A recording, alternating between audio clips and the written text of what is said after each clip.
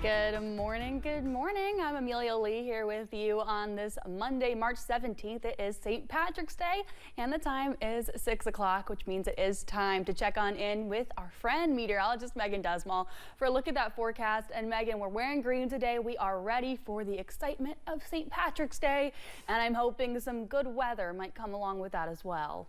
You know what? I have some good news for you. You're in luck as you're heading into your St. Patrick's Day because better weather is on the way as you head into the afternoon. But first, we do have a little bit of a wintry mix chance in the forecast. And as we're taking a look at satellite and radar, you can kind of see that as you're traveling towards Norton, that little blue popping out there, those speckled blues, same as you're traveling more towards Lawrence County, Kentucky.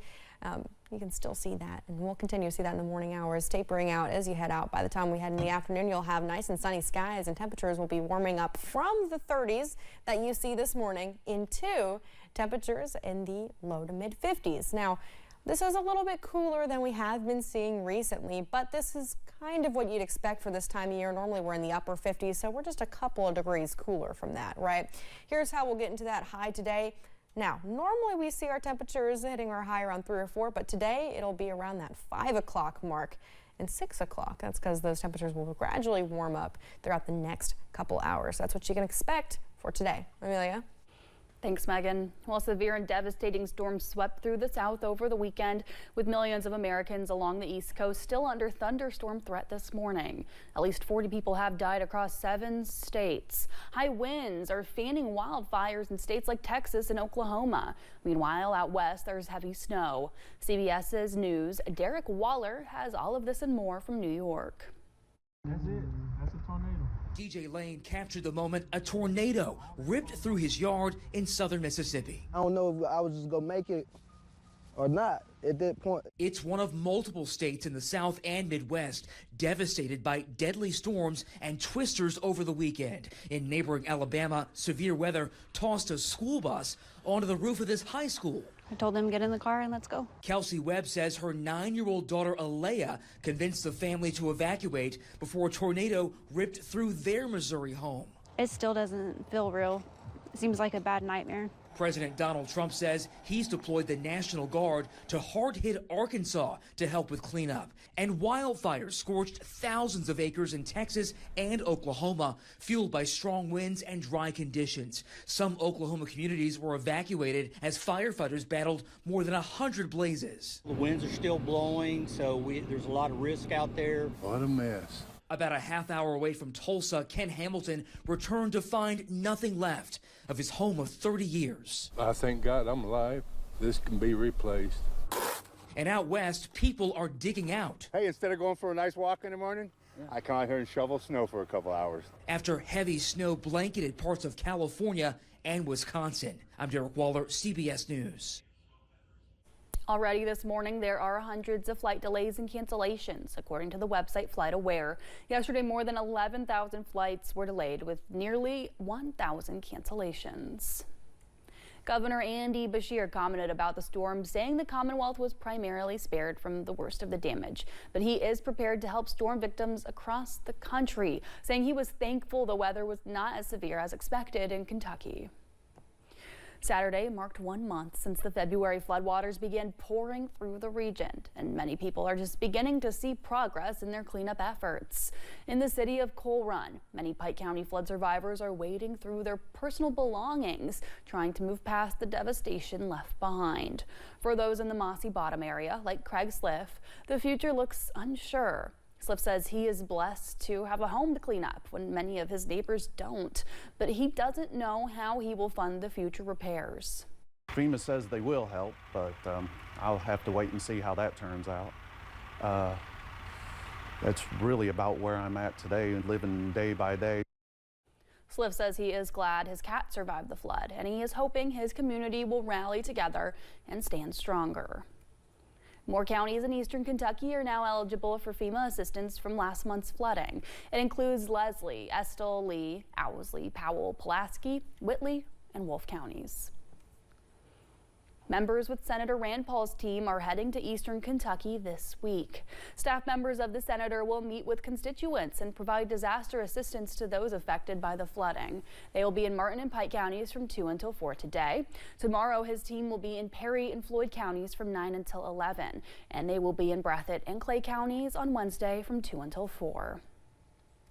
There is more information coming out about a Breathitt County murder investigation that we first told you about last week.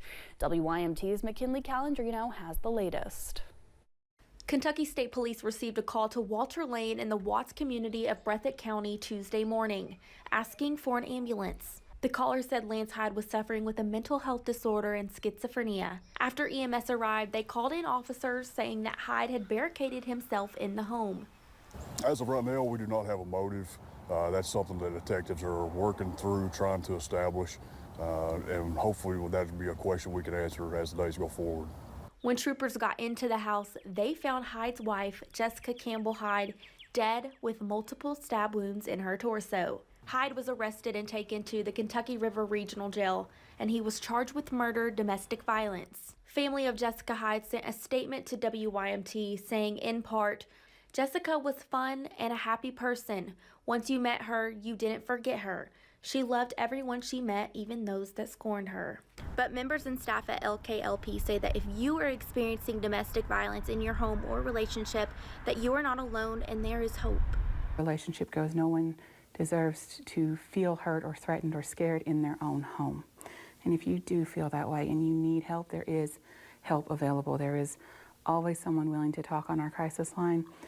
LKLP is here with other resources to help people going through a domestic violence situation, and they can help you with an escape plan. Sometimes we have what we have happened here. We have a loss of life, and it's not the victim's fault. The abuse is never their fault. Kentucky State Police is continuing their investigation. In Breathitt County, McKinley Calandrino, WYMT Mountain News. If you are suffering from domestic violence, you can call 800-928-3131. Former Letcher County Sheriff Mickey Steins will undergo a psychiatric evaluation. Prosecutors asked for the evaluation in a motion filed Wednesday. It will happen at the Kentucky Correctional Psychiatric Center, and the findings will be reported afterwards. Steins is charged with the murder of Letcher County District Judge Kevin Mullins at the courthouse last year. Court filings show Steins' defense team plans to plead insanity in the case. A Harlan County man is in jail on charges related to child sexual abuse material. State police say they launched an investigation after finding that Dustin Murphy was sharing images of child sexual exploitation online. That led to an interview at a home in Colder Iron. Troopers say they ended up seizing equipment that was used to facilitate the crime. Murphy was taken to the Harlan County Detention Center. The University of Kentucky is among dozens of universities that are now under investigation by the Trump administration. More than 50 universities are being investigated for alleged racial discrimination as part of the president's campaign to end DEI programs.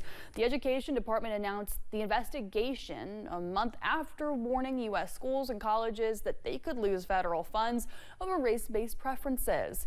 When asked about the investigation, UK officials say they didn't receive an official notification of the review, so they can't comment on it, but will continue to monitor the issue moving forward. New retail stores are coming to Hazard. The redevelopment will be in the Black Gold Plaza. New stores will include TJ Maxx, Hobby Lobby, and Five Below. They will be in the area where the old JCPenney still stands. Right now, the Black Gold Plaza is undergoing a storm drain relocation before more construction can begin. Perry County Judge Executive Scott Alexander says this will also bring jobs to the area. It is just simple. Growth creates growth.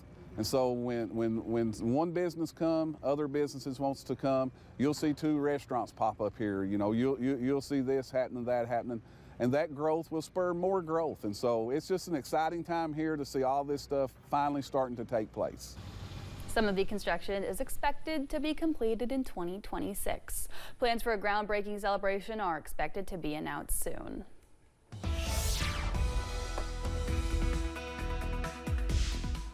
Well, today's St. Patrick's Day, so grab your green, but you might also have to grab a jacket because these temperatures this morning are not playing around. We're in the 30s.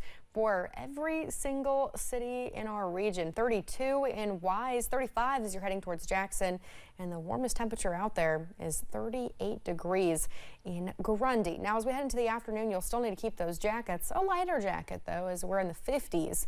Now, normally we're in the upper 50s for this time of year, but you can expect the low to mid 50s, seeing 40s as you're traveling towards Wise and Clintwood. Current wind speeds are a little elevated for some places, 8-mile-an-hour winds in London, which is going to make those temperatures this morning feel a little bit chillier, so you might need that winter coat for some places this morning. Here's a look at satellite radar. Have a little bit of a wintry mixed chance out there with those temperatures cooler and still seeing some lingering precipitation from this past weekend's rain. And as you're going throughout the day, you'll start to see that taper off, and then we'll see the sun come out this afternoon, evening, right before that sun sets, looking at clear skies overnight. Amelia. Thanks, Megan, and thank you for joining Mountain News this morning. We've got more news on the way. A judge is blocking the move of reported gang members to another country as the federal government goes back and forth on deportation.